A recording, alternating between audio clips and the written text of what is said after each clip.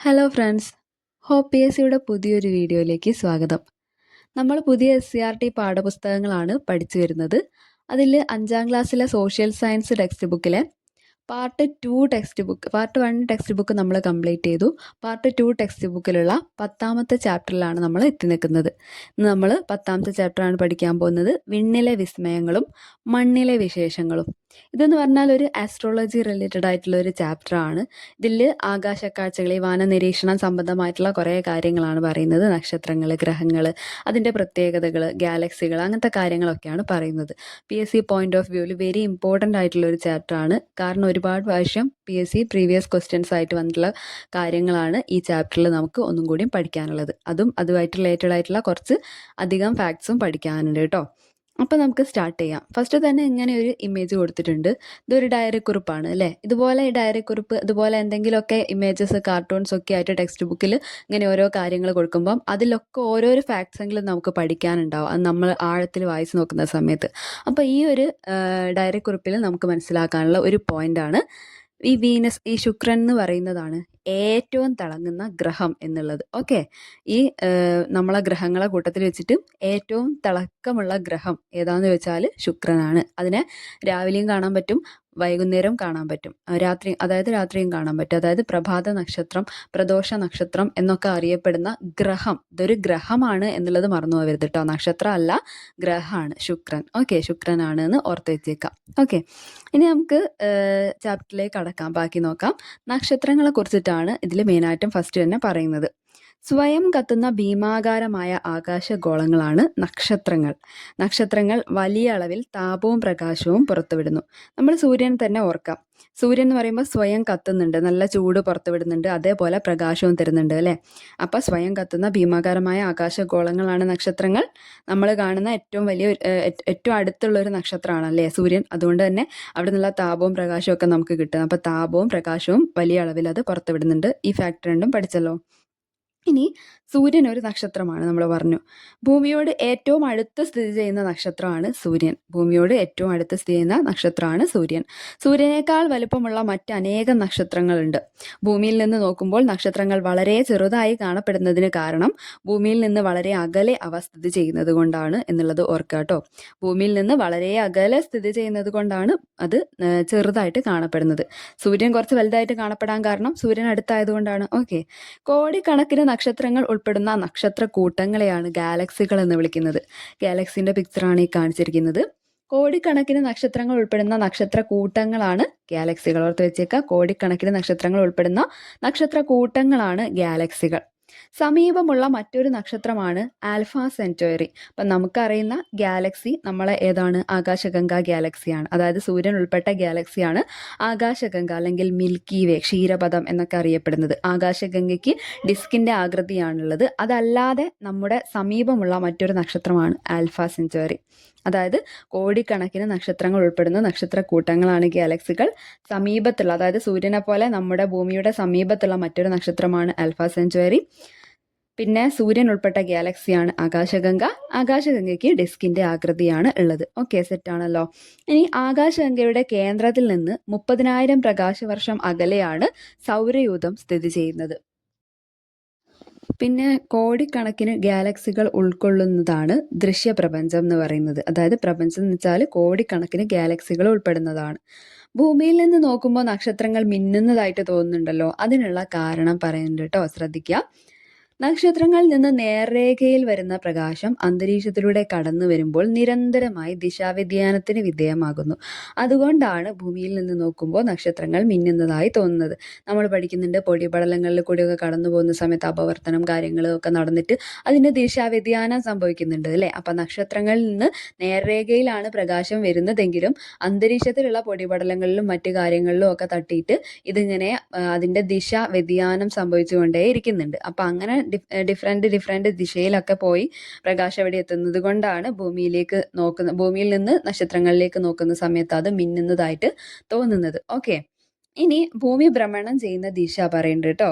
പടിഞ്ഞാറ് നിന്ന് കിഴക്കോട്ടാണ് ഭൂമി ഭ്രമണം ചെയ്യുന്നത്.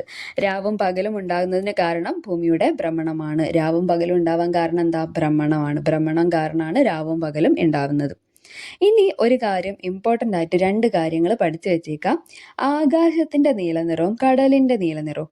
ആകാശത്തിന് നീലനിറം വിശദീകരണം നൽകിയതാരാ? ലോർഡ് റെയ്ലിയാണ് കേട്ടോ. ലോർഡ് റെയ്ലിയാണ്. കടലിൻ്റെ നീലനിറത്തിന് വിശദീകരണം നൽകിയതോ നമ്മുടെ ഇന്ത്യക്കാരനായിട്ടുള്ള CV രാമനാണ്.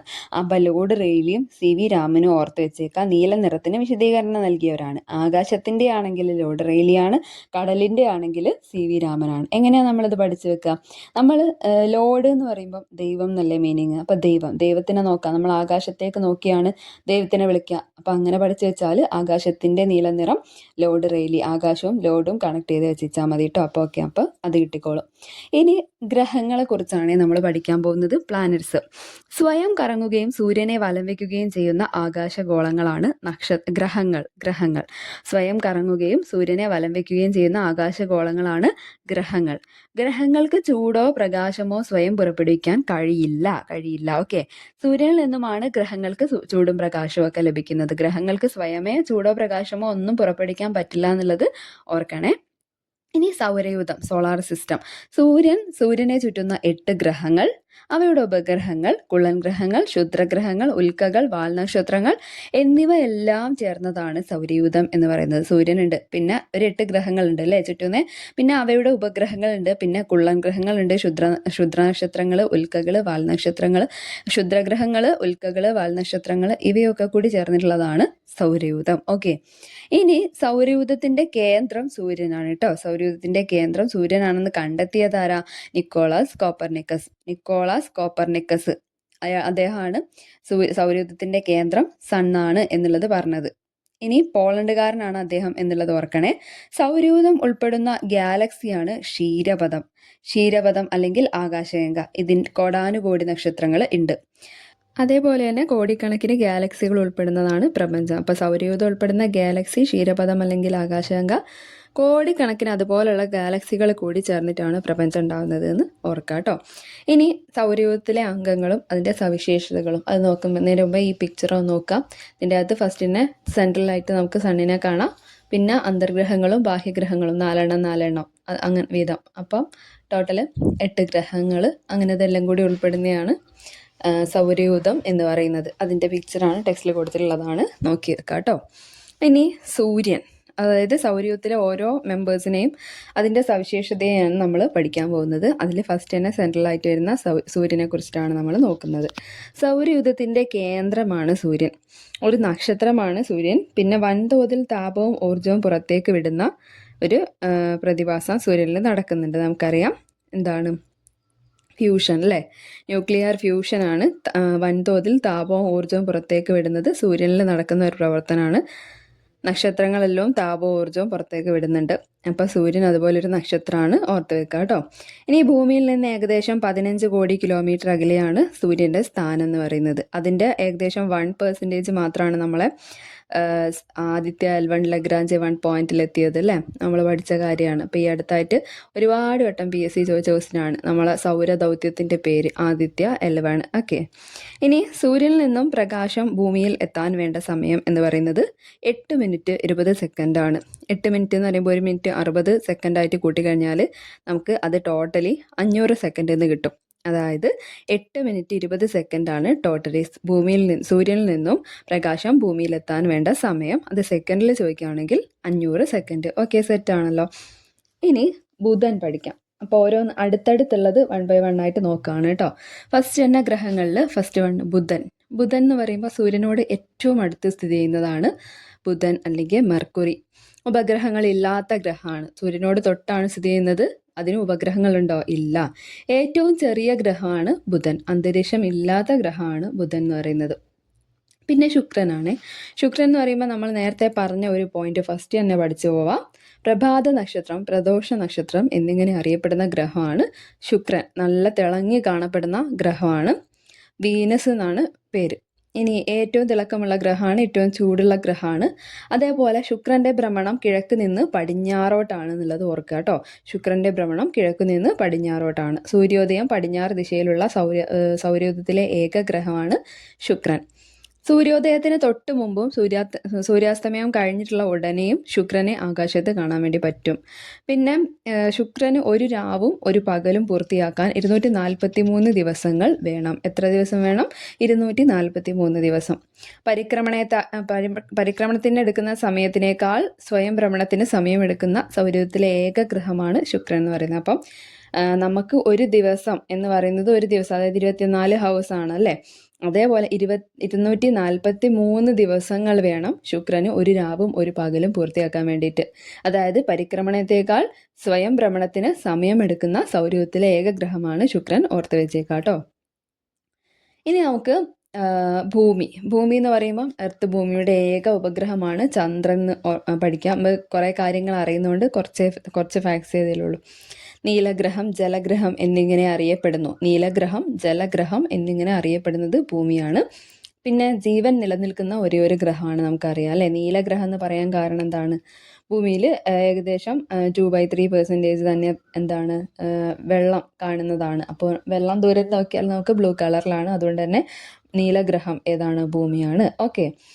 ഇനി ചൊവ്വ, മാർസ്. ചുവന്ന ഗ്രഹം എന്നറിയപ്പെടുന്നത് ചൊവ്വയാണ്.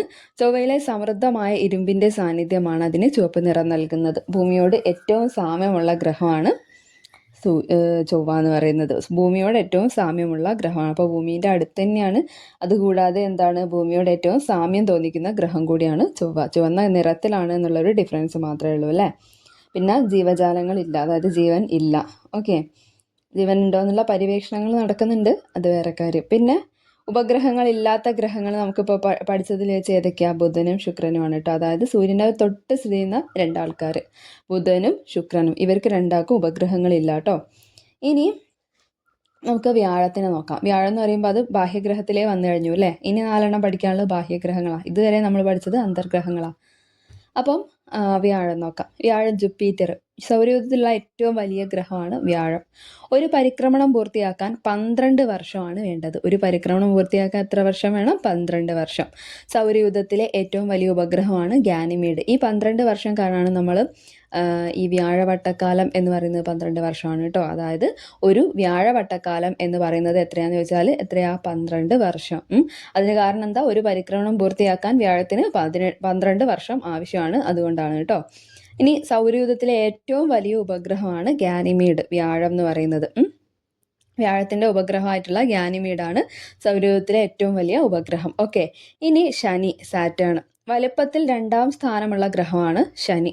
ജലത്തേക്കാൾ സാന്ദ്രത കുറവുള്ള ഗ്രഹമാണ്. പിന്നെ വലയങ്ങളുള്ള ഗ്രഹമാണ്. പിന്നെ ശനിയുടെ വലയങ്ങൾ കണ്ടെത്തിയത് ക്രിസ്ത്യൻ ഹൈജൻസ് ആണ് ശനിയുടെ വലയങ്ങൾ കണ്ടെത്തിയത്. പിന്നെ ശനിയുടെ ഏറ്റവും വലിയ ഉപഗ്രഹം എന്ന് പറയുന്നത് ടൈറ്റൻ ആണ്. ശനി, സാറ്റേൺ വലുപ്പത്തിൽ 2ാം സ്ഥാനമാണ്. വലയങ്ങളുണ്ട്. ശനിയുടെ വലയങ്ങൾ കണ്ടെത്തിയതാരാ? ക്രിസ്ത്യൻ ഹൈജൻസ് ആണ്. അതേപോലെ ശനിയുടെ ഏറ്റവും വലിയ ഉപഗ്രഹം ടൈറ്റൻ ആണ്. ഇനി യുറാനസ് എന്ന് പറയുമ്പോൾ ഏറ്റവും തണുപ്പുള്ള ഗ്രഹമാണ്. ഉരുളുന്ന ഗ്രഹം, പച്ചഗ്രഹം എന്നീ പേരുകളിൽ അറിയപ്പെടുന്നു. അപ്പോൾ പച്ചഗ്രഹം, നീലഗ്രഹം നമ്മൾ മാറിപ്പോകരുത് കേട്ടോ. നീലഗ്രഹം എന്ന് പറയുന്നത് ഭൂമിയാണ്. എന്നാൽ പച്ചഗ്രഹം എന്ന് പറയുന്നത് ഏതാ? യുറാനസ് ആണ്. യുറാനസ് അതുകൂടാതെ ഉരുളുന്നതും കൂടിയാണ്. അതായത് ഉരുളുന്ന ഗ്രഹം, പച്ചഗ്രഹം എന്നീ പേരുകളിൽ അറിയപ്പെടുന്നത് യുറാനസ് ആണ്. ടെലിസ്കോപ്പിലൂടെ കണ്ടുപിടിക്കപ്പെട്ട ആദ്യത്തെ ഗ്രഹമാണ് യുറാനസ് കണ്ടുപിടിച്ചത് വില്യം ഹെർഷലാണ്. വില്യം ഹെർഷൽ ഏത് വർഷത്തിലാണ് കണ്ടുപിടിച്ചത്? 1781 വില്യം ഹെർഷൽ യുറാനസിനെ കണ്ടുപിടിച്ചത്. ഓക്കെ.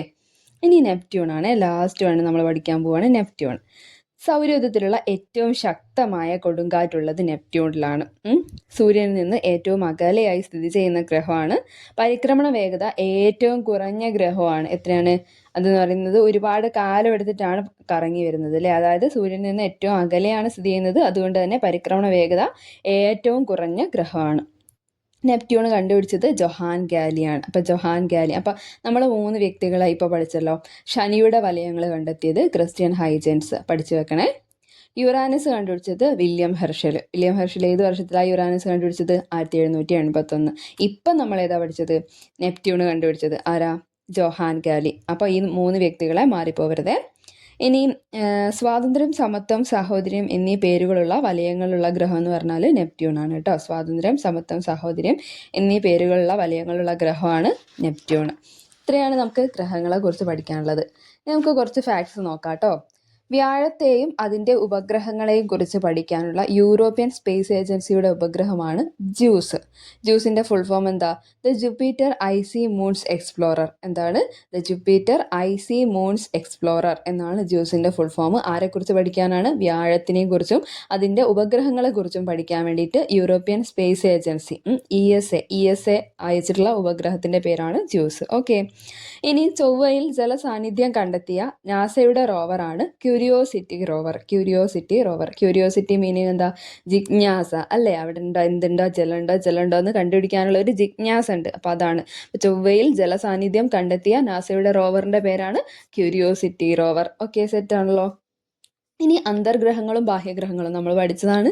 ബുധൻ, ശുക്രൻ, ഭൂമി, ചൊവ്വ അന്തർഗ്രഹങ്ങളാണ്. ബാഹ്യഗ്രഹങ്ങൾ എന്ന് പറയുമ്പോൾ പുറമേയുള്ള 4 അല്ലേ? അതായത് വ്യാഴം, യുറാനസ്, ശനി, നെപ്റ്റ്യൂണും. സൂര്യനോട് അടുത്തുള്ളത് അന്തർഗ്രഹങ്ങളും സൂര്യനോട് പുറമേയുള്ളത് ഏതാണ്? ബാഹ്യഗ്രഹങ്ങളും. 4 സെറ്റാക്കി വെച്ചിരിക്കുകയാണ് കേട്ടോ. ഇനി സാന്ദ്രത കൂടിയതും താരതമ്യേന വലിപ്പം കുറഞ്ഞതുമായ ഗ്രഹങ്ങളാണ് അന്തർഗ്രഹങ്ങൾ. അത് ഓർക്കണേ.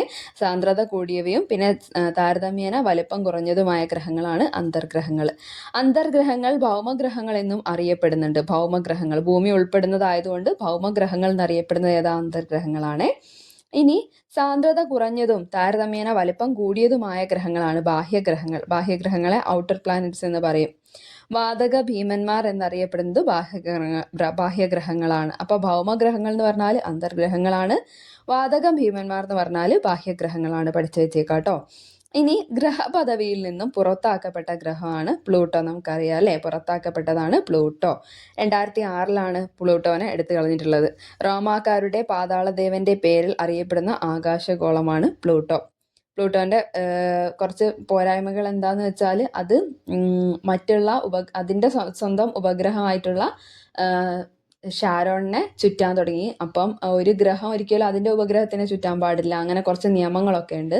പിന്നെ ആണെന്നുണ്ടെങ്കിൽ ഇവർ പറയുന്ന അത്ര വെയിറ്റ്, അതായത് അതിനൊത്തിട്ടുള്ള സൈസ് കുറഞ്ഞുപോയി. അപ്പം അതൊക്കെയാണ് പ്ലൂട്ടോനെ ഒഴിവാക്കാനായിട്ടുള്ള കാരണങ്ങൾ കേട്ടോ. അപ്പോൾ പ്ലൂട്ടോ 2006 പുറത്താക്കപ്പെട്ടിട്ടുള്ള ഗ്രഹമാണ്. പഠിച്ചു വെച്ചേക്കുക. 2006 ഇനി ഗ്രഹങ്ങൾക്ക് ചുറ്റും നിശ്ചിത സഞ്ചാര പഥത്തിലൂടെ വലം വെച്ചുകൊണ്ടിരിക്കുന്ന ആകാശഗോളങ്ങളാണ് ഉപഗ്രഹങ്ങൾ, സാറ്റലൈറ്റ്സ്. ഉപഗ്രഹങ്ങൾ എന്ന് പറഞ്ഞാൽ എന്താണ്? ഗ്രഹങ്ങൾക്ക് ചുറ്റും നിശ്ചിത സഞ്ചാര പഥത്തിലൂടെ വലം വെച്ചുകൊണ്ടിരിക്കുന്ന ആകാശഗോളങ്ങളാണ്. അത് പ്രകൃതിയാ ഉള്ളതുകൊണ്ട് മനുഷ്യൻ അയക്കുന്നതും മനുഷ്യൻ അയക്കുന്നതിനെ കൃത്രിമമായിട്ടുള്ളതെന്ന് പറയും. അല്ലാത്തതാകുന്ന സമയത്ത് പ്രകൃതിയുള്ള ഉപഗ്രഹങ്ങൾ. ഓക്കെ.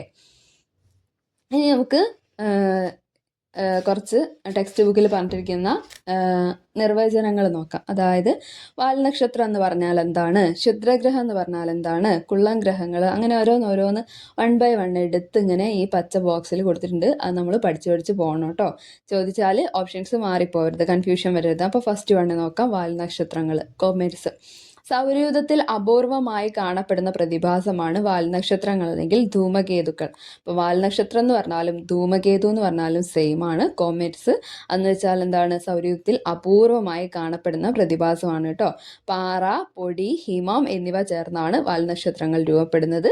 സൂര്യനോട് അടുക്കുമ്പോൾ ഇവയുടെ വാല് സൂര്യപ്രകാശമേറ്റ് തിളങ്ങുന്നു. സൂര്യനോട് അടുക്കുമ്പോൾ ഇതിൻ്റെ വാല് സൂര്യപ്രകാശമേറ്റ് തിളങ്ങുന്നു. സൂര്യന് വിപരീത ദിശയിലാണ് വാൽനക്ഷത്രങ്ങളുടെ വാല് പ്രത്യക്ഷപ്പെടുക. ഓർക്കണേ, സൂര്യന് വിപരീത ദിശയിലാണ് ഈ വാല് കാണപ്പെടുക. വാൽനക്ഷത്രങ്ങൾ വെച്ചാൽ അതിലെന്താ? പാറ, പൊടി, ഹിമം ഒക്കെ കൂടി ചേർന്നിട്ടാണ് അതിൻ്റെ വാൽ രൂപത്തിൽ കാണുന്നത്. ഇനി നമുക്ക് ക്ഷുദ്രഗ്രഹങ്ങൾ നോക്കാം. ക്ഷുദ്രഗ്രഹം എന്ന് പറഞ്ഞാൽ ആസ്ട്രോയിഡ്സ്. ചൊവ്വയ്ക്കും വ്യാഴത്തിനും ഇടയിലാണ്. Very important. ചൊവ്വയ്ക്കും വ്യാഴത്തിനും ഇടയിലായിട്ടാണ് ഈ ക്ഷുദ്രഗ്രഹങ്ങൾ കാണപ്പെടുന്നത്. ചൊവ്വയ്ക്കും വ്യാഴത്തിനും ഇടയിലായിട്ടാണ് ക്ഷുദ്രഗ്രഹങ്ങൾ കാണപ്പെടുന്നത്. ചെറുഗ്രഹങ്ങൾ പോലുള്ള ശിലാകഷ്ണങ്ങളാണ് ക്ഷുദ്രഗ്രഹങ്ങൾ. ഓർത്ത് വെച്ചേക്കാം. ഇനി കുള്ളൻ ഗ്രഹങ്ങളാണ് ഡ്വാർഫ് പ്ലാനറ്റ്സ്.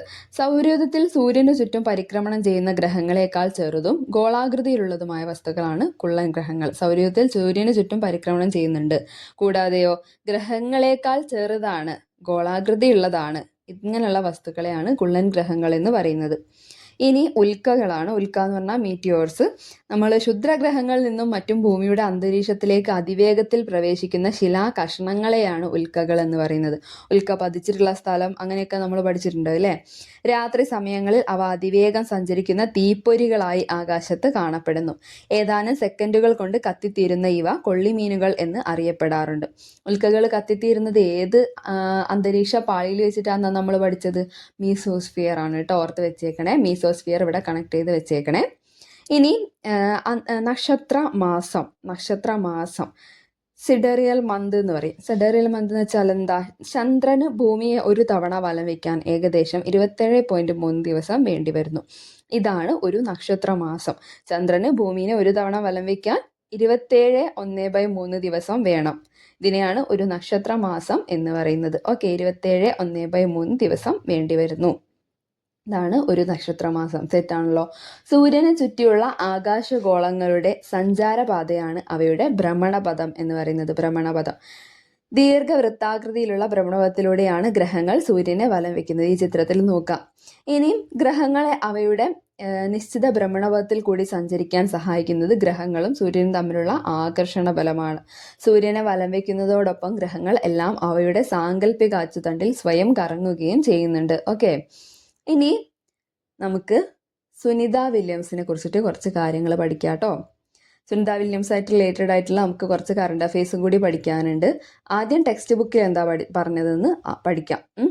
ഭൂമി ഏറെ മനോഹരവും ആശ്ചര്യജനകവുമായി തോന്നി. ബഹിരാകാശ നിലയത്തിന്റെ ജനാലയിലൂടെ മണിക്കൂറുകളോളം ഞങ്ങൾക്കത് നോക്കിക്കാണാനായി. ഭൂമിയുടെ ഗോളാകൃതി ഞങ്ങൾക്ക് വ്യക്തമായി കാണാൻ കഴിയുന്നു. ഇങ്ങനെയൊക്കെ പറഞ്ഞത് സുനിത വില്യംസ് ആണ് കേട്ടോ.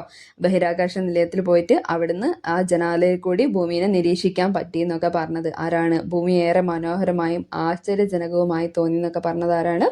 സുനിത വില്യംസ് ആണ്. ഓക്കെ, സെറ്റ് ആണല്ലോ. ഇനി കുറച്ച് ഡീറ്റെയിൽസിലേക്ക് കടക്കാം അല്ലേ. ബഹിരാകാശത്തെത്തിയ രണ്ടാമത്തെ ഇന്ത്യൻ വംശജയാണ് സുനിത വില്യംസ്. എന്നായിരുന്നു പോയത്? 2006 ഡിസംബർ 9 സുനിത വില്യംസ് പോയത് കേട്ടോ. പിന്നെ ഈ അടുത്ത് നടന്നിട്ടുള്ള കുറേ ന്യൂസിലൊക്കെ കണ്ടിട്ടുള്ള കുറേ ഫാക്ട്സ് ഉണ്ട്. അതിൽ ഇമ്പോർട്ടൻ്റ് നമുക്കൊന്ന് നോക്കി പോവാം കേട്ടോ. 286 ദിവസത്തെ ബഹിരാകാശ ജീവിതം പൂർത്തിയാക്കിയ സുനിത വില്യംസും ബുച്ച് വിൽമോറും ഭൂമിയിൽ തിരികെ എത്തിയ ദിവസം എന്നായിരുന്നു? കുറച്ച് ദിവസം മുമ്പേ അല്ലേ, 1 വീക്ക് ഏകോ, 2025 മാർച്ച് 19 ഇവർ രണ്ടുപേരും തിരിച്ചെത്തിയത്. പോയത് 2024 ജൂൺ 5 അവിടെ ഉണ്ടായിരുന്ന ഇവരെ വെഹിക്കിൾസിലൊക്കെ ഹീലിയത്തിന്റെ ചോർച്ചയും അങ്ങനെ കുറച്ച് പ്രോബ്ലംസ് ഒക്കെ ഉണ്ടായത് കാരണം അവിടെ നിൽക്കേണ്ടി വന്നതാണ്. അങ്ങനെ ഇവർ തിരിച്ചു വരാൻ വേണ്ടിയിട്ട് ഏകദേശം ഒരു 9 മാസമൊക്കെ എടുക്കേണ്ടി വന്നു. 9 മാസം ബഹിരാകാശത്തിൽ തങ്ങേണ്ടി വന്നു. സെപ്റ്റംബറിൽ നിലയത്തിലെത്തിയ നിക്ക് ഹേഗും അതേപോലെ അലക്സാണ്ടർ ഗോർബനോവും മടക്കയാത്രയിൽ ഇവർക്കൊപ്പം ഉണ്ടായിരുന്നു. അപ്പോൾ 4 പേര് ഇവർ തിരിച്ചു വന്നതാണ് കേട്ടോ. 2025 മാർച്ച് 19 ഇവരിവിടെ കടലിൽ ലാൻഡ് ചെയ്തിട്ടുള്ളതെന്ന് ഓർത്ത് വെച്ചേക്കാം. ഇനി ഇതാണ് അതിൻ്റെ ഒരു ന്യൂസ് കട്ടിംഗ് ആണ്. പിന്നെ ഇതിൽ പറയുന്ന വേറെ ഒരു കാര്യമുണ്ട്. ഒരു ക്രൂ 9ഉം ക്രൂ 10ഉം, അത് കൺഫ്യൂഷൻ ആവാതെ ഓർത്ത് വെച്ചേക്കണേ. മിഷൻ സ്പേസ് എക്സ് ക്രൂ 10 ഇവരെ വിളിക്കാൻ വേണ്ടിയിട്ട് പോയത്. ഓക്കെ, ഇവരെ അവിടുന്ന് കൂട്ടിക്കൊണ്ടുവരാൻ വേണ്ടിയിട്ട് പോയിട്ടുള്ള മിഷന്റെ പേരാണ് സ്പേസ് എക്സ് ക്രൂ 10 വാഹനത്തിൽ. ഓക്കെ, ഇവർ തിരിച്ച് വന്നിട്ടുള്ള, അതായത് ഇങ്ങോട്ട് ഇറങ്ങിയിട്ടുള്ള പേടകം എന്ന് പറഞ്ഞാൽ അത് ക്രൂ 9 ആണ് കേട്ടോ. മാറിപ്പോരുത്, നമ്മൾ ഓപ്പോസിറ്റാണ് ചിന്തിക്കുക, പക്ഷേ ഇങ്ങനെയാണെന്നുള്ളത് ഓർത്ത് വെച്ചേക്കണം. സ്പേസ് എക്സ് ക്രൂ 9 ഡ്രാഗൺ എന്നുള്ള പേടകത്തിലാണ് ഇവർ തിരിച്ചിറങ്ങിയത്. ഓക്കെ, ഇവരെ രക്ഷപ്പെടുത്താൻ വേണ്ടി പോയത് ക്രൂ 10 എന്ന് പറയുന്ന സ്പേസ് എക്സിൻ്റെ തന്നെയാണ് ക്രൂ 10 ആണ് പോയത്. ഓക്കെ, സെറ്റാണല്ലോ. ഇവരെ ഓരോ ടീമിന് വിളിക്കുന്ന പേരാണ് ക്രൂ 10, 9 എന്നൊക്കെ പറയുന്നത്. ഇനി നമുക്ക് ഇതിൽ നോക്കാനുള്ളത് നമ്മൾ പറഞ്ഞു സുനിത വില്യംസിനെ കുറിച്ചുള്ള ഡീറ്റെയിൽസ് ഒക്കെ കഴിഞ്ഞു കേട്ടോ. ഇനി സൗരയൂഥത്തിലെ ജീവൻ നിലനിൽക്കുന്ന ഏക ഗ്രഹമാണ് ഭൂമി. ഭൂമിയുടെ ആകൃതി എന്ന് പറയുന്നത് ജിയോയിഡ് ഷേപ്പാണ്. ജിയോയിഡ് ആകൃതിയാണ് ഭൂമിക്കുള്ളത്. ആ വേർഡിന്റെ മീനിങ്ങും അത് തന്നെയാണ്. ഭൂമിയുടെ ആകൃതി എന്നാണ് ജിയോയിഡ് എന്ന പദത്തിന്റെ അർത്ഥം. ധ്രുവങ്ങൾ അല്പം പരന്നതും ഭൂമധ്യരേഖാ ഭാഗം ചെറുതായി വീർത്തതുമായുള്ള ഒരു ഗോളാകൃതിയാണ് ജിയോയിഡ് ഷേപ്പ്. ഭൂമിയുടെ ഉപരിതലത്തിന്റെ ഏകദേശം 71% ജലമാണ്, നമ്മൾ പറഞ്ഞു കഴിഞ്ഞു. പിന്നെ ഭൂമിയുടെ അന്തരീക്ഷം ഇതര ഗ്രഹങ്ങളിൽ നിന്നും ഭൂമിയെ വ്യത്യസ്തമാക്കുന്നു. വേറെ ഒരു ഗ്രഹങ്ങൾക്ക് ഇതുപോലെ ഒരു അന്തരീക്ഷമൊന്നും നല്ല രീതിക്കില്ല. നമുക്ക് പല പല ലെയർ ആയിട്ട് ട്രോപ്പോസ്ഫിയർ, സ്ട്രാറ്റോസ്ഫിയർ നമ്മൾ പഠിക്കുന്നുണ്ട് അല്ലേ? അങ്ങനെ ഓരോ ലെയർ ആയിട്ട് അന്തരീക്ഷം കാണപ്പെടുന്നുണ്ട് ഭൂമിക്ക്. ഇനി ബഹിരാകാശത്ത് നിന്ന് നോക്കുമ്പോൾ ഭൂമി ഒരു നീല ഗോളമായാണ് കാണപ്പെടുന്നത്. അതിന് കാരണം എന്താണ്? ഭൂമിയുടെ ഉപരിതലത്തിന്റെ ഏകദേശം 71% ജലമായതുകൊണ്ടാണ്. ഭൂമിയെ ആവരണം ചെയ്തിരിക്കുന്ന വായുവിന്റെ പുതപ്പിനെയാണ് അന്തരീക്ഷം എന്ന് പറയുന്നത്. വാതകങ്ങൾ, പൊടിപടലങ്ങൾ, ജലാംശം എന്നിവ അന്തരീക്ഷത്തിൽ അടങ്ങിയിട്ടുണ്ട്. നമുക്കറിയാം അല്ലെ, നീരാവിയുണ്ട്, പൊടിപടലങ്ങളും വാതകങ്ങളും ഒക്കെ ഉണ്ട്. ഭൂമിയിൽ ചൂടിനെയും തണുപ്പിനെയും ക്രമീകരിച്ച് ജീവൻ നിലനിർത്തുന്നതിൽ അന്തരീക്ഷം നിർണായകമായ പങ്ക് വഹിക്കുന്നു. ഭൂമിക്ക് ഗോളാകൃതിയാണ്. അത് സാങ്കല്പിക അച്ചുതണ്ടിൽ സ്വയം കറങ്ങുന്നു. ഇങ്ങനെയൊക്കെ സ്ഥാപിച്ചിട്ടുള്ള ഭാരതീയ ശാസ്ത്രജ്ഞനെ കുറിച്ചിട്ട് ടെക്സ്റ്റിൽ പറയുന്നുണ്ട്. ആര്യഭടൻ ആണ് കേട്ടോ ഭാരതീയ ശാസ്ത്രജ്ഞൻ, ഇന്ത്യൻ ശാസ്ത്രജ്ഞനാണ്. ഭൂമിക്ക് ഗോളാകൃതിയാണെന്ന് അദ്ദേഹം പറഞ്ഞിട്ടുണ്ട്. അതേപോലെ സാങ്കല്പിക അച്ചുതണ്ടിൽ അത് സ്വയം കറങ്ങിക്കൊണ്ടിരിക്കുന്നുണ്ട് എന്നും ആര്യഭടൻ പ്രസ്താവിച്ചിട്ടുണ്ട്. ഇനി ഗ്രീക്ക് തത്വചിന്തകരായ തേൽസ്, പൈതഗോറസ്, അരിസ്റ്റോട്ടിൽ എന്നിവരും ഭൂമിക്ക് ഗോളാകൃതിയാണെന്ന് സ്ഥാപിക്കാൻ പരിശ്രമിച്ചു. ഫെർഡിനാൻഡ് മെഗല്ലൻ എന്നുള്ള ഒരു വ്യക്തിയുണ്ട്, നാവികനാണ്, പോർച്ചുഗീസ് നാവികനാണ്. അദ്ദേഹത്തിന്റെ ലോകം ചുറ്റിയുള്ള കപ്പൽ യാത്ര ഭൂമി ഉരുണ്ടതാണെന്ന് തെളിയിച്ചു. പോയ സ്ഥലത്ത് തന്നെ അദ്ദേഹത്തിന് തിരിച്ചെത്താൻ വേണ്ടിയിട്ട് പറ്റിയിട്ടുണ്ട് അല്ലേ? ഇനി ഭൂമിയുടെ ചലനങ്ങളാണ് നമ്മൾ നോക്കാൻ പോകുന്നത്. ഭ്രമണവും പരിക്രമണവും ഇമ്പോർട്ടൻ്റ് ആയിട്ട് നമ്മൾ പഠിച്ചു വെച്ചേക്കേണ്ടതാണ്. ഭൂമി അതിൻ്റെ സാങ്കല്പിക അച്ചുതണ്ടിൽ സ്വയം കറങ്ങുന്നതാണ് ഭ്രമണം. ഈ ഭ്രമണം എന്ന് പറയുമ്പോൾ കുറച്ച് ലെറ്റേഴ്സ് അല്ലേ ഉള്ളൂ, 3 ലെറ്റേഴ്സ് അല്ലേ ഉള്ളൂ. അപ്പം സ്വയം കറങ്ങുന്നതാ. സൂര്യനെ കറങ്ങുക എന്ന് പറയുമ്പോൾ കുറേ ദൂരം പോകണമല്ലോ. അപ്പം പരിക്രമണം 4-5 ലെറ്റേഴ്സ് ഉണ്ട്. ഇപ്പം കൂടുതലുള്ളത് പരിക്രമണമാണ്. സ്വയം കറങ്ങുന്നത് ഭ്രമണമാണ്. അത് രണ്ടും തമ്മിൽ തിരിഞ്ഞു പോകരുത് കേട്ടോ. ഇനി സൂര്യൻ അഭിമുഖമായി വരുന്ന ഭൂമിയുടെ ഭാഗത്ത് സൂര്യപ്രകാശം ലഭിക്കുന്നതിനാൽ ഇവിടെ പകൽ അനുഭവപ്പെടുന്നു. മറുഭാഗത്ത് സൂര്യപ്രകാശം എത്താത്തതിനാൽ രാത്രിയായിരിക്കും. അപ്പം ഭ്രമണം കാരണമാണ് രാത്രിയും പകലും ഉണ്ടാവുന്നതെന്ന് പഠിക്കാട്ടോ. ഇനി ബഹിരാകാശത്തിനെ കുറിച്ചിട്ട് ഇങ്ങനെ ഒരു ബോക്സിൽ ഗ്രീൻ ബോക്സ് ആയിട്ട് കൊടുത്തിട്ടുണ്ട്. എന്താണെന്ന് നോക്കാം. ഫസ്റ്റിൽ തന്നെ ഒരു ജ്യോതിർഗോളത്തിന്റെ അന്തരീക്ഷ പരിധിക്കപ്പുറമുള്ള മേഖലയാണ് ബഹിരാകാശം എന്ന് മനസ്സിലാക്കുക. ഒരു ജ്യോതിർഗോളത്തിന്റെ അന്തരീക്ഷ പരിധിക്കപ്പുറമുള്ള മേഖലയാണ് ബഹിരാകാശം എന്ന് പറയുന്നത്. വിവിധ രാജ്യങ്ങളിൽ നിന്നും വ്യത്യസ്തമായ പഠനങ്ങൾക്കും പര്യവേഷണത്തിനായും ബഹിരാകാശത്തേക്ക് വിദഗ്ധരെ അയക്കാറുണ്ട്. ഇനി ഭൂമിക്ക് ഗോളാകൃതി ആയതിനാൽ ഭൂമിയുടെ ഒരു പകുതി മാത്രമേ ഒരു സമയത്ത് സൂര്യപ്രകാശം ലഭിക്കുന്നുള്ളൂ. നമ്മൾ പറഞ്ഞു രാത്രിയും പകലും ഉണ്ടാവുന്നത് അല്ലേ? മറ്റേ പകുതിയിൽ ഇരുട്ടാണ് അനുഭവപ്പെടുന്നത്. ഭൂമിയിൽ ദിനരാത്രങ്ങൾ അനുഭവപ്പെടുന്നതിന് കാരണം ഭൂമിയുടെ ഭ്രമണമാണ്. ഭൂമി ഭ്രമണം ചെയ്യുന്ന ദിശ എന്ന് പറയുന്നത് പടിഞ്ഞാറ് നിന്നും കിഴക്കോട്ടാണ്. എവിടേക്കാ? പടിഞ്ഞാറ് നിന്നും കിഴക്കോട്ടാണ് ഭൂമി ഭ്രമണം ചെയ്യുന്നത്. അതുകൊണ്ടാണ് നമുക്ക് കിഴക്ക് സൂര്യൻ ഉദിക്കുന്നതായിട്ട് തോന്നുന്നത്. ഭൂമിയുടെ ഭ്രമണം മൂലം സൂര്യൻ കിഴക്കുദിച്ച് പടിഞ്ഞാറ് അസ്തമിക്കുന്നതായാണ് നാം കാണുന്നത്. ഭൂമിക്ക് ഒരു ഭ്രമണം പൂർത്തിയാക്കാൻ ആവശ്യമായ സമയം ഇമ്പോർട്ടൻ്റ് ആണ്. അത് സ്പെസിഫിക് ആയിട്ട് എടുത്ത് പറയുന്നുണ്ട്. 23 മണിക്കൂർ 56 മിനിറ്റ് 4 സെക്കൻഡ്. നമ്മൾ 24 മണിക്കൂർ എന്ന് റൗണ്ട് ചെയ്തിട്ട് പറയലാണ് അല്ലേ ഒരു ദിവസം എന്ന് പറയുന്നത്. ശരിക്കും എത്രയേ ഉള്ളൂ? അത് 23 മണിക്കൂർ 56 മിനിറ്റ് 4 സെക്കൻഡേ ഉള്ളൂ. ഇനി ഭ്രമണം ചെയ്യുന്നതോടൊപ്പം ഭൂമി നിശ്ചിത സഞ്ചാരപഥത്തിലൂടെ സൂര്യനെ ചുറ്റി സഞ്ചരിക്കുന്നതാണ് പരിക്രമണം, റെവല്യൂഷൻ. ഭൂമിക്ക് ഒരു പരിക്രമണം പൂർത്തിയാക്കാൻ എത്ര ദിവസം വേണം നമുക്കറിയാം അല്ലെ? ഒരു വർഷം. അതായത് 365 ദിവസം, ഒരു വർഷം നമുക്ക് ആവശ്യമാണ്. ഭൂമിയിൽ വ്യത്യസ്ത ഋതുക്കൾ അനുഭവപ്പെടുന്നതിന് കാരണം ഭൂമിയുടെ പരിക്രമണമാണ്. അപ്പൊ ഋതുക്കൾ അനുഭവപ്പെടാൻ കാരണം പരിക്രമണവും രാത്രിയും പകലും അനുഭവപ്പെടാൻ കാരണം ഭ്രമണവുമാണ്. ഓർത്ത് വെച്ചേക്കുക. ഭൂമി സൂര്യനോട് ഏറ്റവും അടുത്ത് വരുന്ന ദിവസമാണ് സൂര്യ സമീപകം എന്ന് പറയുന്നത്. അതേപോലെ ഭൂമി സൂര്യനോട് ഏറ്റവും അകന്നു പോകുന്ന ദിവസമാണ് സൂര്യോച്ചം എന്നറിയപ്പെടുന്നത്. അപ്പൊ സൂര്യ സമീപകത്തിന് നമ്മൾ ഇംഗ്ലീഷിൽ ഒരു വേർഡ് പറയും, പെരിഹീലിയൻ. പെരിഹീലിയൻ എന്നുള്ള രീതിക്ക് മലയാളീകരിച്ചിട്ടാണ് നമ്മളോട് PSC ചോദിക്കുക അല്ലെ? അപ്പം പെരിഹീലിയൻ ഓർത്ത് വെച്ചേക്കുക. പെരിഹീലിയൻ ഡേ എന്ന് പറയുന്നത് ജനുവരി 3 എന്നാൽ സൂര്യോച്ചം അതിനെ അബ്ഹീലിയൻ എന്ന് പറയും. അബ്ഹീലിയൻ ദിനം എന്നാണ്, അത് ജൂലൈ 4 അപ്പൊ ജൂലൈ 4 എന്ന് പറയുമ്പം അബ്ഹീലിയൻ ആണ്. പെരിഹീലിയൻ എന്ന് പറയുമ്പോൾ ജനുവരി 3 മാറിപ്പോവരുതേ. ഇനി ഭൂമിയുടെ അച്ചുതണ്ടിന് പരിക്രമണ തലത്തിൽ നിന്നുള്ള ചരിവ് എന്ന് പറയുന്നത് 66 ഡിഗ്രിയാണ്. എന്നാൽ നമ്മളോടുള്ള ക്വസ്റ്റ്യൻ ലംബതലത്തിൽ എന്നാണെങ്കിലോ അത് 23.5 ഡിഗ്രിയാണ്. അത് നമ്മൾ മാറിപ്പോവാതെ നോക്കി വെക്കണം. ലംബതലത്തിൽ കുറച്ച് ചരിവേ ഉള്ളൂ. അത് എത്രയാ? 23.5 ഡിഗ്രി. എന്നാൽ പരിക്രമണ തലത്തിൽ നിന്ന് 66 ഡിഗ്രി. നേരത്തെ രണ്ടും കൂടി കൂട്ടിക്കഴിഞ്ഞാൽ നമുക്ക് 90 ഡിഗ്രി കിട്ടും. ഓക്കെ, മനസ്സിലായിട്ടില്ലേ? ഇനി നമുക്ക് ഋതുക്കൾ നോക്കാം. അപ്പൊ ഋതുക്കൾ നോക്കുന്നതിന് മുമ്പ് ഇങ്ങനെ ഒരു ബോക്സ് ടെക്സ്റ്റിൽ കൊടുത്തിട്ടുണ്ട്. ഭ്രമണം വേറെ, പരിക്രമണം വേറെയെന്ന്. ഞാനിങ്ങനെ അത് ഫില്ല് ചെയ്ത് കൊടുത്തിട്ടുണ്ട് കേട്ടോ. നോക്കി വെക്കുക. ഫസ്റ്റ് തന്നെ ഭ്രമണം എന്ന് പറയുമ്പം അച്ചുതണ്ടിൽ സ്വയം കറങ്ങുന്നതിനെയാണ് ഭ്രമണം എന്ന് പറയുന്നത്. അതേപോലെ രാത്രിയും പകലും ഉണ്ടാവാൻ കാരണം ഭ്രമണമാണ്. അതേപോലെ ഭൂമി നിശ്ചിത സഞ്ചാരപഥത്തിലൂടെ സൂര്യനെ ചുറ്റുന്നതിനെയാണ് പരിക്രമണം എന്ന് പറയുന്നത്. ഋതുക്കൾ ഉണ്ടാവാൻ കാരണം പരിക്രമണമാണ്. സെറ്റാണല്ലോ. ഇനി നമുക്ക് ഋതുക്കൾ നോക്കാം.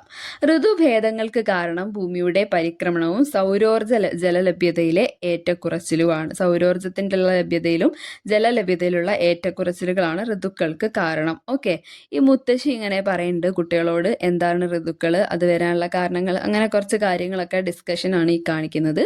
ഞാനൊരു കോളം കൊടുത്തിട്ടുണ്ട് കേട്ടോ, ജസ്റ്റ് ഒന്ന് വായിച്ചു വിടുക. ഋതുഭേദങ്ങൾക്ക് കാരണം ഭൂമിയുടെ പരിക്രമണമാണ്. സൗരോർജ ജലലഭ്യതയിലെ ഏറ്റക്കുറച്ചിലുകളാണ് ഋതുക്കൾക്ക് കാരണം. ഓക്കെ, ഋതുക്കൾ മാറി വരാൻ കാരണം അതാണ്.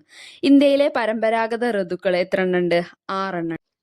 ഇനി നമുക്ക് ഇന്ത്യയിലെ പരമ്പരാഗത ഋതുക്കൾ പഠിക്കാം കേട്ടോ. ഇത് പഠിക്കാൻ ഒരു കോഡ് ഉണ്ട്, പണ്ടേ യൂസ് ചെയ്യുന്ന കോഡാണ് അല്ലേ. ശിവഗ്രി വർഷ ഹേ എന്ന് ഓർത്താൽ മതി. ഞങ്ങളെ ജോഗ്രഫീൻ്റെ സാറ് പഠിപ്പിച്ചതാണ്. അപ്പം ശിവഗ്രി വർഷ ഹേ. അപ്പോൾ ഒരുപാട് നമുക്ക് എത്ര കഴിഞ്ഞാലും അത് മറന്നു പോവാത്ത ഒരു കോഡായിട്ട് ആ ഒരു വേർഡ് പഠിച്ചു കഴിഞ്ഞാൽ ഇത് ഓർക്കാൻ വളരെ സിമ്പിളായിരിക്കും. ഷീ എന്ന് പറയുമ്പം ശിശിരകാലം, പിന്നെ വസന്തകാലം, അതേപോലെ ഗ്രീഷ്മകാലം, വർഷകാലം, ശരത്കാലം, ഹേമന്തകാലം. ഈ വെച്ചിട്ട് 2 എണ്ണം വരുന്നത് വസന്തവും വർഷവും വരുന്നത് കൊണ്ടാണ് വർന്ന് പഠിക്കുന്നത് നമ്മൾ. ഒന്ന് ശിവഗ്രി വർഷഹേ. അപ്പം വർഷ എന്ന് പറയുമ്പോൾ വർഷകാലം, അത് കഴിഞ്ഞിട്ട് ശരത്കാലം, പിന്നെ ഹേ എന്ന് പറയുമ്പോൾ ഹേമന്തകാലം. സെറ്റാണല്ലോ. ഈ രീതിക്ക് പഠിച്ചു കഴിഞ്ഞാൽ 2 മാസം കൊടുത്തിട്ട് നമുക്ക് സെറ്റാക്കി വെക്കാൻ പറ്റും. ജനുവരി ഫെബ്രുവരി ആണ് ശിശിരകാലം. അതേപോലെ വസന്തകാലം എന്ന് പറയുമ്പോൾ മാർച്ച് ഏപ്രിൽ, ഗ്രീഷ്മകാലം മെയ് ജൂൺ, അങ്ങനെ അങ്ങനെ ഓർത്ത് വെക്കാം. അപ്പം ശിവഗ്രി വർഷഹേ കോഡ് മറന്നുപോകല്ലേ കേട്ടോ. ഇന്ത്യയിലെ പരമ്പരാഗത ഋതുക്കൾ 6 എണ്ണം. ശിശിരം, വസന്തം, ഗ്രീഷ്മം, വർഷം, ശരത്ത്, ഹേമന്തകാലം. ഓക്കെ, ഇനി നമുക്ക് ദിനാന്തരീക്ഷ സ്ഥിതിയും കാലാവസ്ഥയും തമ്മിലുള്ള ഡിഫറൻസ് ആണ് പഠിക്കാനുള്ളത്. ഈ ഒരു ന്യൂസ് കട്ടിങ് നമുക്ക് ടെക്സ്റ്റ് ബുക്കിൽ കൊടുത്തിട്ടുള്ളതാണ്. ഇത് കാലാവസ്ഥേൻ്റെ ഇതിൻ്റെ റീസൺ കൊണ്ട് കളി മാറ്റിവെച്ചു, ക്രിക്കറ്റ് മാറ്റിവെച്ചു എന്നുള്ളതൊക്കെയാണ് പറയുന്നത്. അത് ജസ്റ്റ് നോക്കി വെക്കുക. അതിന് ഒരു ഇൻട്രൊഡക്ഷൻ കൊടുത്തത് ആ ഒരു ന്യൂസ്. ഇനി ദിനാന്തരീക്ഷ സ്ഥിതി എന്താണ്, കാലാവസ്ഥ എന്താണെന്ന് പഠിക്കുക കേട്ടോ. വെതർ എന്ന് പറഞ്ഞാൽ ദിനാന്തരീക്ഷ സ്ഥിതി. ഒരു പ്രദേശത്ത് നിശ്ചിത സമയത്ത് അനുഭവപ്പെടുന്ന അന്തരീക്ഷ അവസ്ഥയാണ് ദിനാന്തരീക്ഷ സ്ഥിതി എന്ന് പറയുന്നത്. ഒരു പ്രദേശത്ത് നിശ്ചിത സമയത്ത് അനുഭവപ്പെടുന്ന അന്തരീക്ഷത്തിന്റെ അവസ്ഥ. നിശ്ചിത സമയത്തെ അന്തരീക്ഷത്തിലെ ഈർപ്പം, ചൂട്, മഴ, കാറ്റ്, മേഘം തുടങ്ങിയവ ദിനാന്തരീക്ഷ സ്ഥിതിയെ സ്വാധീനിക്കുന്നു. നമുക്ക് മൊബൈലിലൊക്കെ ഇങ്ങനെ അപ്ഡേഷൻസ് വന്നുകൊണ്ടേയിരിക്കും അല്ലേ, വെതറിനെ പറ്റിയിട്ട്, വെതർ ഫോർകാസ്റ്റിംഗ് ഒക്കെ. നിശ്ചിത സമയത്തെ അന്തരീക്ഷത്തിലെ ഈർപ്പം, ചൂട്, മഴ, കാറ്റ്, മേഘം തുടങ്ങിയവ ദിനാന്തരീക്ഷ സ്ഥിതിയെ സ്വാധീനിക്കുന്നുണ്ട്. ഓക്കെ, ഇനി കാലാവസ്ഥയാണ്. കാലാവസ്ഥ എന്ന് പറയുമ്പോൾ ദീർഘകാലമായി ഒരു പ്രദേശത്ത് അനുഭവപ്പെടുന്ന ദിനാന്തരീക്ഷ സ്ഥിതിയുടെ ശരാശരിയാണ് കാലാവസ്ഥ. കാലാവസ്ഥ എന്ന് പറയുമ്പോൾ ക്ലൈമറ്റ്, അത് ദീർഘകാലത്തെയാണ് എന്നുള്ളത് ഓർക്കാട്ടോ. ഇനി ഓരോ സ്ഥലത്തും സൂര്യന്റെ ഉച്ചനിലയെ ആധാരമാക്കി നിർണ്ണയിക്കുന്ന സമയത്തെയാണ് പ്രാദേശിക സമയം എന്ന് പറയുന്നത്, സ്റ്റാൻഡേർഡ് ടൈം. ഇന്ത്യക്കും ഒരു ഇന്ത്യൻ സ്റ്റാൻഡേർഡ് ടൈം ഉണ്ട് അല്ലേ, IST. പാതിരാ സൂര്യന്റെ നാട്ടിൽ എന്ന കൃതി രചിച്ചത് SK പൊറ്റക്കാടാണ്. ഇത് ജസ്റ്റ് വായിച്ചു നോക്കുക. പാതിരാ സൂര്യന്റെ നാട്, അത് ആരാ രചിച്ചത്? SK പൊറ്റക്കാട്. പാതിരാ സൂര്യന്റെ നാട് എന്നറിയപ്പെടുന്ന രാജ്യമാണ് നോർവേ. അതാണ് ഇതിൽ നിന്ന് പഠിക്കാനുള്ളത്. ഇനി യൂറോപ്പിന്റെ വടക്ക് ഭാഗത്താണ് നോർവേ സ്ഥിതി ചെയ്യുന്നത്. വർഷത്തിൽ അധിക കാലവും മഞ്ഞ് മൂടിക്കിടക്കുന്ന നോർവേയുടെ ഏറ്റവും വടക്കുള്ള പ്രദേശങ്ങൾ 6 മാസത്തോളം തുടർച്ചയായ പകലും 6 മാസത്തോളം തുടർച്ചയായ രാത്രിയുമാണ് അനുഭവപ്പെടുന്നത്. നോർവേ, പാതിരാ സൂര്യന്റെ നാട് എന്നറിയപ്പെടുന്നത് നോർവേ, മറന്നുപോകരുത്.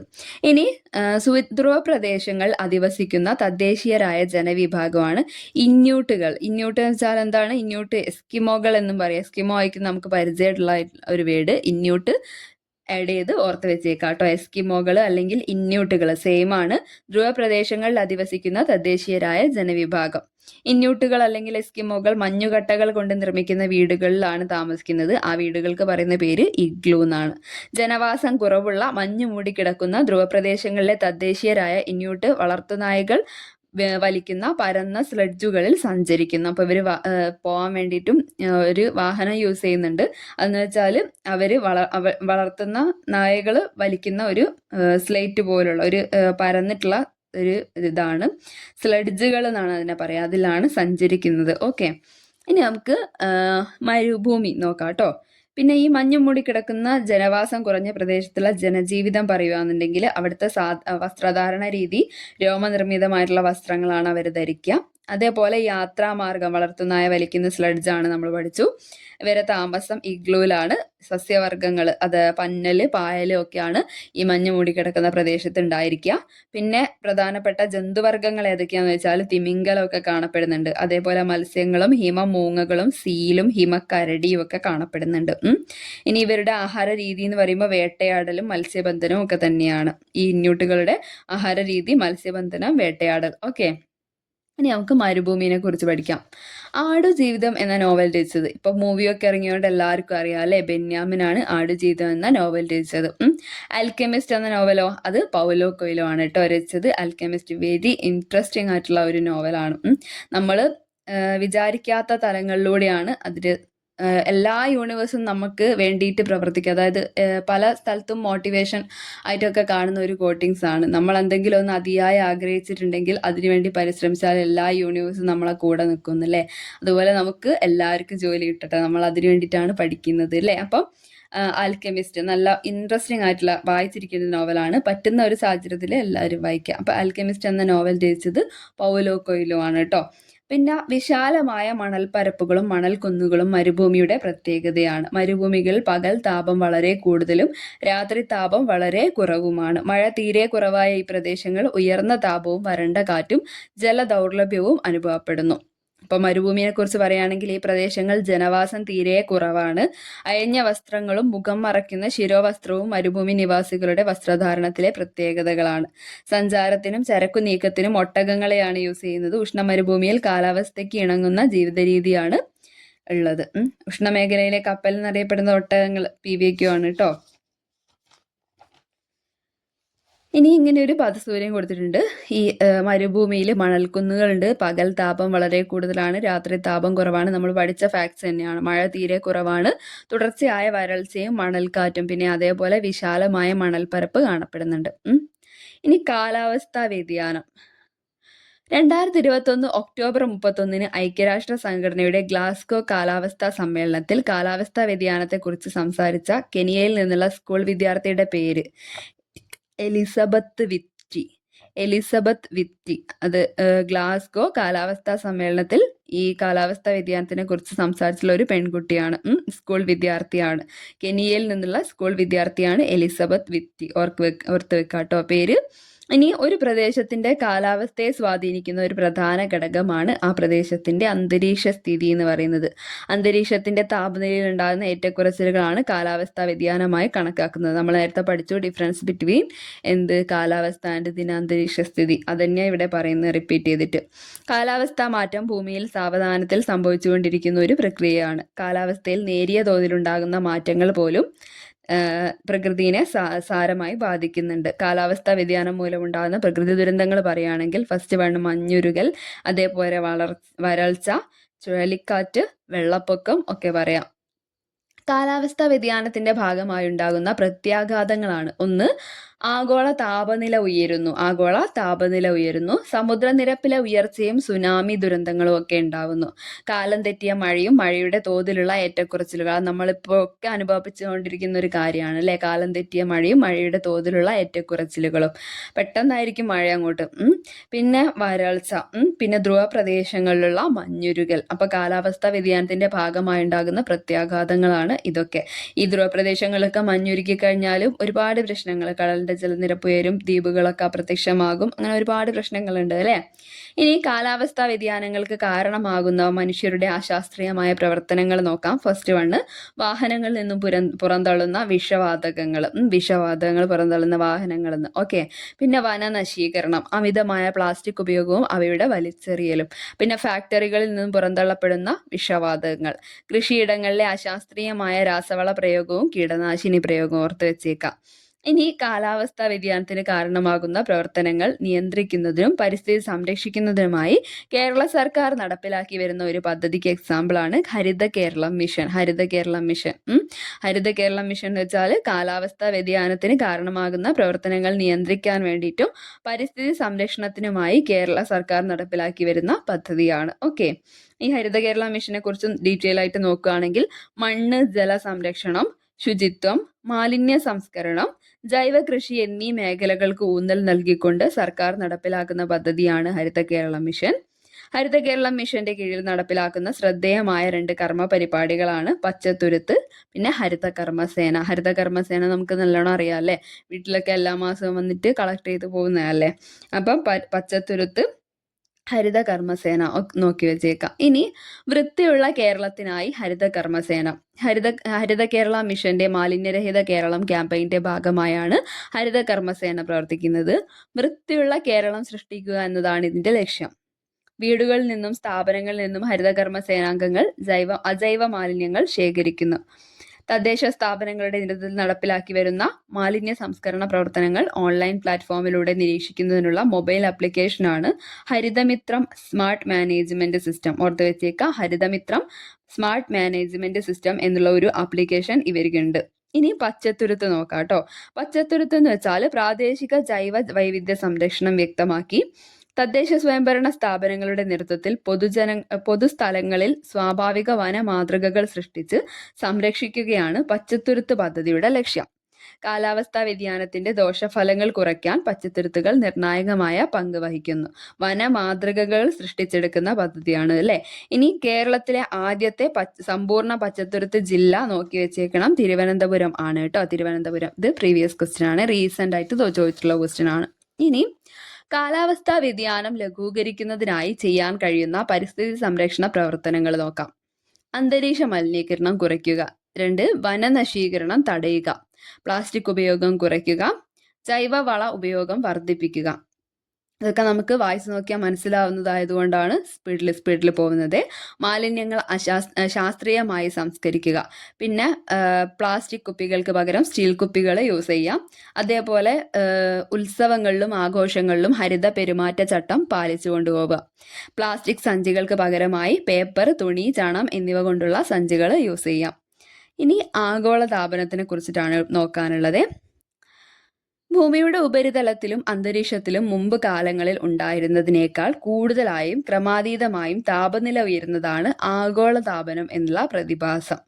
അന്തരീക്ഷത്തിൽ carbon dioxide, methane, nitrous oxide തുടങ്ങിയ ഹരിതഗൃഹ വാതകങ്ങളുടെ അളവ് വർദ്ധിക്കുന്നതാണ് ആഗോളതലത്തിൽ താപനില വർദ്ധിക്കാൻ കാരണം. അപ്പൊ ഇവിടെയാണ് പഠിക്കാനുള്ള ഒരു പോയിന്റ് ഉള്ളത്. Carbon dioxide, methane, nitrous oxide ഇവയൊക്കെ ഹരിതഗൃഹവാതകങ്ങളാണ് കേട്ടോ. Carbon dioxide, methane, nitrous oxide തുടങ്ങിയ ഹരിതഗൃഹവാതകങ്ങളുടെ അളവ് വർദ്ധിക്കുന്നതാണ് ആഗോളതലത്തിൽ താപനില വർദ്ധിക്കാനായിട്ടുള്ള കാരണം. ഓക്കെ, സെറ്റ് ആണല്ലോ. ഇനി നമ്മളോട് PSC ചോദിച്ചിട്ടുള്ള ക്വസ്റ്റ്യൻ ആണ് ഏതൊക്കെയാണ് ഈ ഹരിതഗൃഹവാതകങ്ങൾ ഉൾപ്പെടുന്നത്, ഉൾപ്പെടാത്തത്, അങ്ങനെ ഗ്രൂപ്പ് ചെയ്യാനൊക്കെ വേണ്ടിയിട്ട്. ഓക്കെ, ഇനി ഹരിതഗൃഹവാതകങ്ങൾ ഒന്നുകൂടി നോക്കാം. Carbon dioxide, methane, ozone. ഹരിതഗൃഹവാതകങ്ങൾ എന്ന് പറഞ്ഞാൽ carbon dioxide, methane, ozone. ഇനി ഹരിതഗൃഹവാതകങ്ങളും നീരാവിയും ഭൂമിയിൽ നിന്ന് ഉയരുന്ന ഭൗമവികിരണത്തെ ആഗിരണം ചെയ്ത് ഭൂമിയോടടുത്തുള്ള അന്തരീക്ഷത്തിലെ താപനില കുറയാതെ നിലനിർത്തുന്നുണ്ട്. അങ്ങനെയുള്ള പ്രതിഭാസത്തിനാണ് ഹരിതഗൃഹ പ്രഭാവം എന്ന് പറയുന്നത്, ഗ്രീൻ ഹൗസ് എഫക്റ്റ്. ശരിക്കും പറഞ്ഞാൽ ഇത് ഗ്രീൻ ഹൗസ് ഫാമിംഗ് എന്നുള്ള രീതിക്ക് നമ്മൾ ഗ്ലാസ് ടെറസ് യൂസ് ചെയ്തിട്ട് അങ്ങനെയൊക്കെ പഠിക്കുന്നത്. അതായത് ഒരു ടെമ്പറേച്ചർ നിലനിർത്താൻ വേണ്ടിയിട്ട് ആ ഒരു സിസ്റ്റം തന്നെ നമ്മൾ ഭൂമിൻ്റെ കാര്യത്തിലേക്ക് ഓർക്കുക.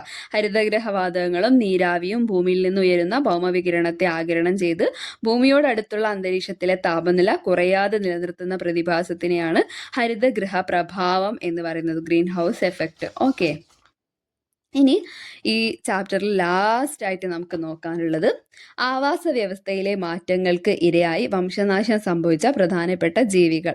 വംശനാശം സംഭവിച്ച് കഴിഞ്ഞു. ഓക്കെ, സെറ്റാണല്ലോ. വംശനാശം സംഭവിച്ച് കഴിഞ്ഞ ജീവികളാണ്. അപ്പോൾ അത് ഏതൊക്കെയാന്ന് നോക്കാം. ഡോഡോ പക്ഷി, സഞ്ചാരി പ്രാവുകൾ, കാട്ടുസീബ്ര ഇനമായ ക്വാഗകൾ. ഈ ഡോഡോ പക്ഷീനെ കണ്ടിരുന്നത് മൗറീഷ്യസിലായിരുന്നു കേട്ടോ. അതേപോലെ സഞ്ചാരി പ്രാവുകൾ അമേരിക്കയിലായിരുന്നു. കാട്ടുസീബ്ര ഇനമായ ക്വാഗകളെ കണ്ടിരുന്നത് ആഫ്രിക്കയിലായിരുന്നു. ഇവയൊന്നും ഇപ്പോൾ ജീവിച്ചിരിപ്പില്ല. ഇങ്ങനെ ഒരു സ്പീഷീസ് പോലും ഇല്ല. അപ്പോൾ ഇരയായി വംശനാശം സംഭവിച്ചു കഴിഞ്ഞിട്ടുള്ള ജീവികളാണ്. ഓക്കെ, ഇത് രണ്ടും നമുക്ക് മിക്സഡ് ആക്കി തന്നിട്ടൊരു ക്വസ്റ്റ്യൻ വന്ന സമയത്ത് എല്ലാവർക്കും ഭയങ്കര കൺഫ്യൂഷൻ വന്നു. നല്ലോണം ഈ ഒരു ഭാഗം പഠിച്ചു പോയവർക്ക് മാത്രം വംശനാശ ഭീഷണി നേരിടുന്ന പിന്നെ വംശനാശം സംഭവിച്ച തമ്മിലുള്ള ഡിഫറൻസ് മനസ്സിലായി. അല്ലാത്തവർ ഈ കൺഫ്യൂഷൻ ആയിട്ട് ആ ക്വസ്റ്റ്യൻ സ്കിപ്പ് ചെയ്യൊക്കെയാണ് ഉണ്ടായത്. അപ്പം വംശനാശ ഭീഷണി നേരിടുന്ന എന്ന് പറയുമ്പം അത് വംശമറ്റു പോയിട്ടില്ല. നമ്മൾ അതാണ് മനസ്സിലാക്കേണ്ടത്.